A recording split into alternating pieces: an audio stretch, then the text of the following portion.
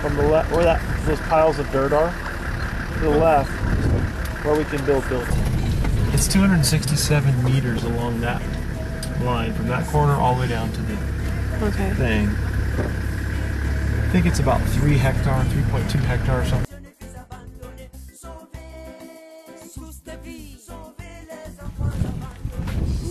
We needed a source of water. Water is life out here in Africa. Again, with clean water, without good clean drinking water, kids get sick. One of the big killers is cholera and diarrhea.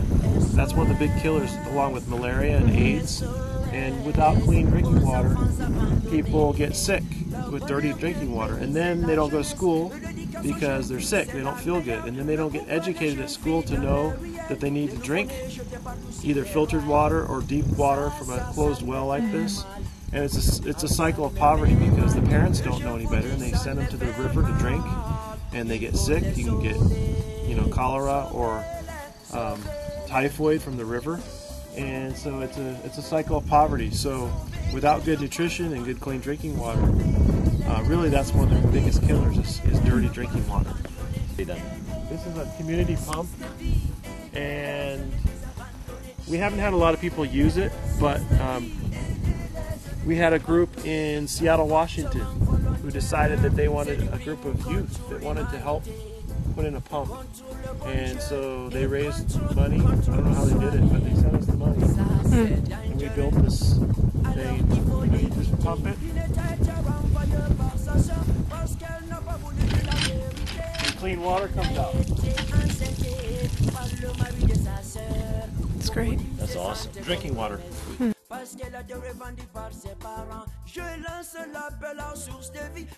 And so there's nutritional needs. So one of the projects we have is an agricultural area. So down here with the tractor, we've been plowing, preparing the field. First we're going to do potatoes, and then we'll do corn and rice and possibly peanuts, because one of the other things they're missing is protein. And we started a rural mutual credit account at the bank. And so myself and Mamadou Sambi, our president, we've taken that money and we bought potatoes, and it's been sitting in a warehouse for 3 months. And it's starting to have those little heads, and the seeds come out. And so probably first part of October, mid-October, when the ground gets a little drier and the rains start to slow, we'll plant our potatoes. 300 kilos, about 650 pounds of potato seed here, and we also have another site over at Mamadou Sambi's village. And then all the proceeds from that will go right back into grassroots soccer. So now we have plans to build 3 huts. And these are traditional Fula huts. They're round, no windows, just a door. So here's the foundation for the 3rd hut. We have the 1st hut built, 2nd hut built. And here's a foundation for the 3rd hut. And for about $1,500 we can finish this hut off. And over here is a bathroom, and over here is the meeting hut. So this is a meeting hut or a dining room hut with half walls, so the air can flow through. And so do you want to look inside? Yeah. Yes. Let's go inside. So as you can see, it's traditional grass hut with a bamboo roof line. When you come on in, you have to duck your head. Right now we had a big windstorm and the grass blew off a little bit, so it started to leak a little bit. But in here we have a bathroom. It's a tiled bathroom with a mirror and a toilet and a sink and a shower. So the use of this hut, when work teams come out and say they want to come help with construction, or if they want to, they could sleep in this place. Eventually we'll have beds, bedside tables.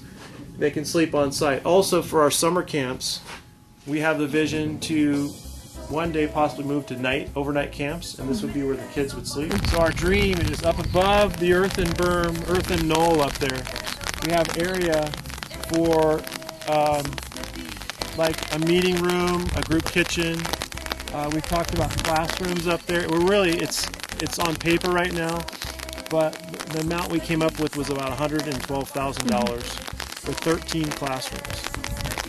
And one of the classrooms would be bigger, and that would be your dining room, your kitchen.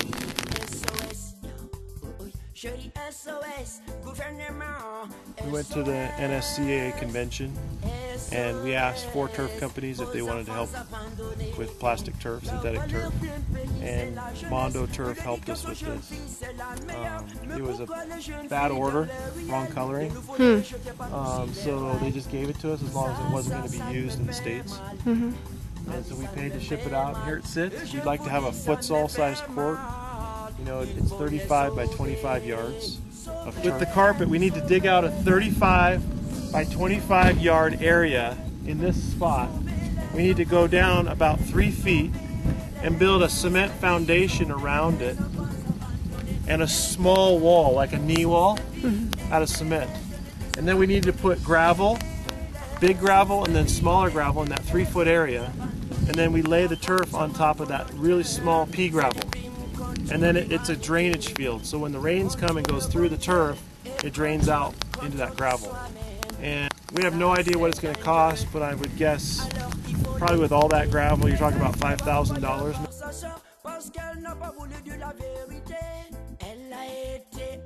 And in addition to the fields being put in, how about equipment-wise? What are some needs you need for? Well, the dream would be to have a couple quick goals, maybe on wheels, so you could move them.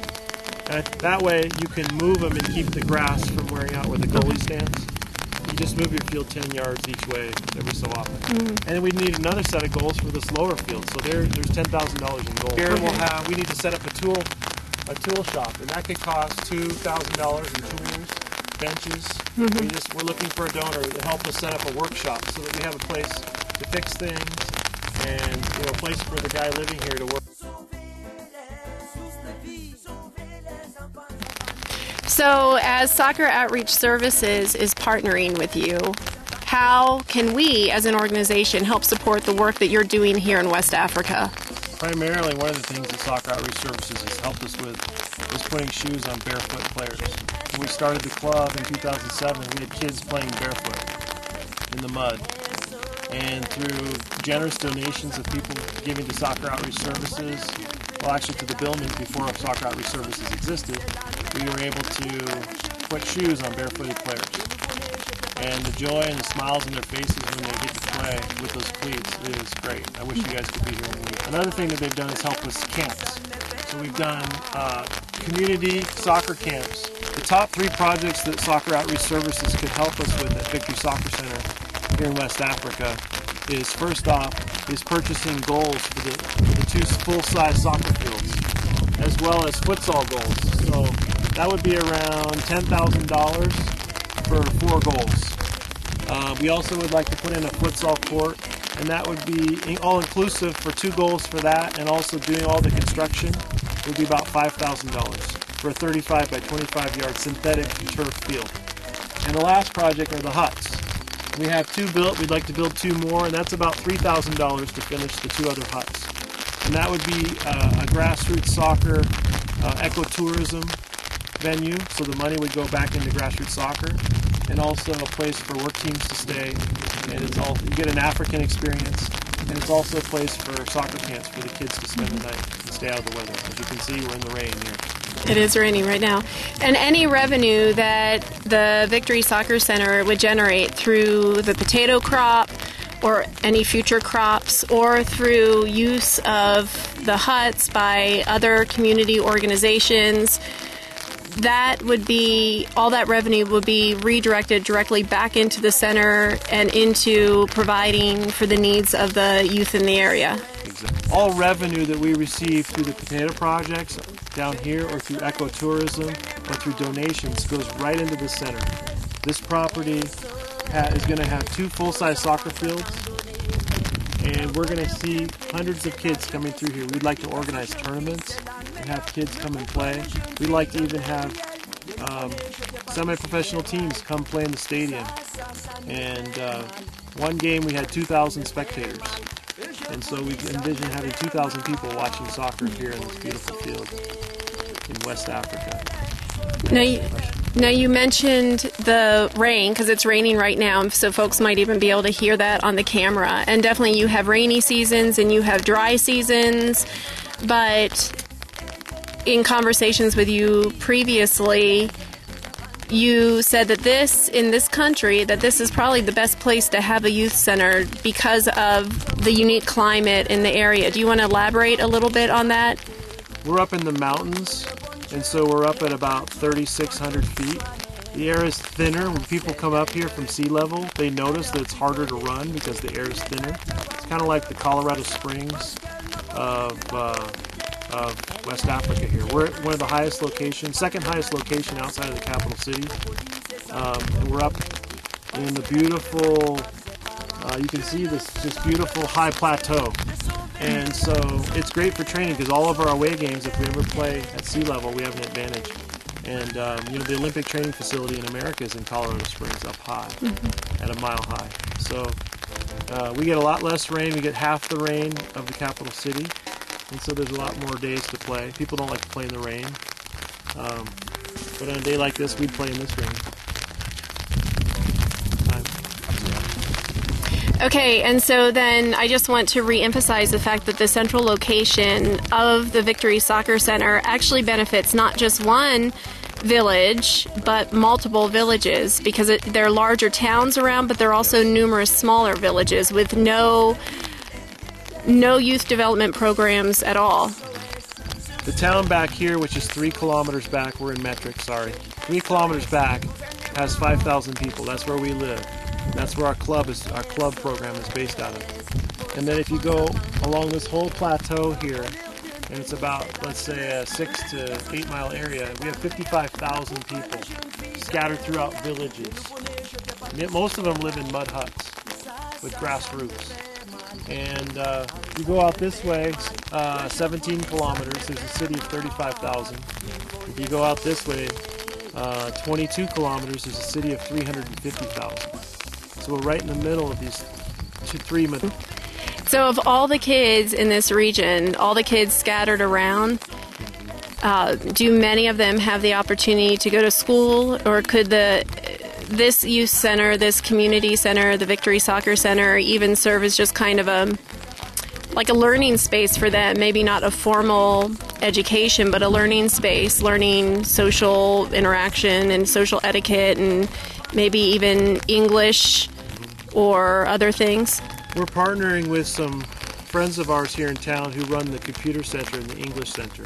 So one of the things we've talked about with them eventually is moving the computer center, computer training center, and the English learning center out to Victory Soccer Center, so that it would be more of a youth soccer center where you can actually learn.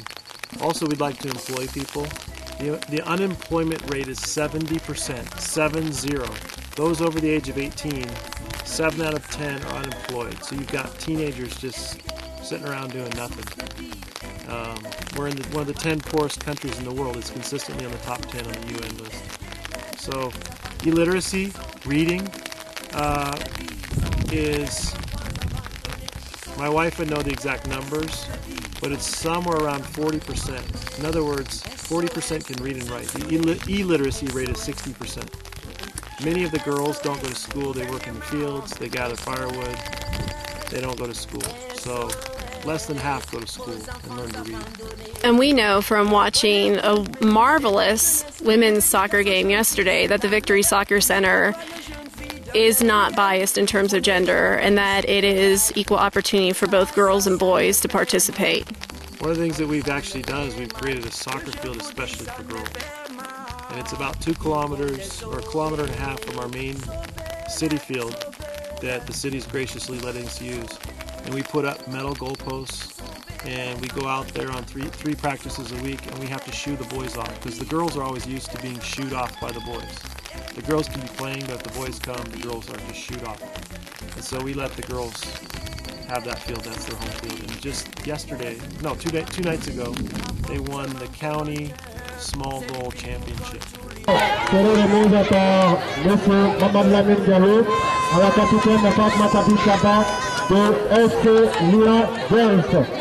but pour FC Lyon. Elles étaient confrontées tout à l'heure avec l'AFC Santé. Et ça mérite des applaudissements. Voilà, on applaudit très fort. Et en plus, on encourage. Cocody se sentait comme domestique parce qu'elle a été revendue par ses parents. Je lance l'appel à source de vie. De sauver-les, sauvez-les, sauvez-les.